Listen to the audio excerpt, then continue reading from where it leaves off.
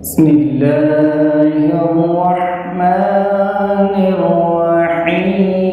الرحيم قل يا أيها الكافرون لا أعبد ما تعبدون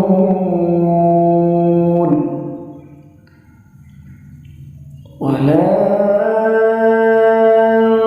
أنتم عابدون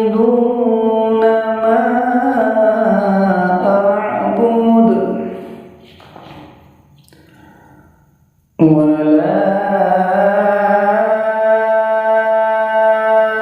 أنا عابد ما عبدتم ولا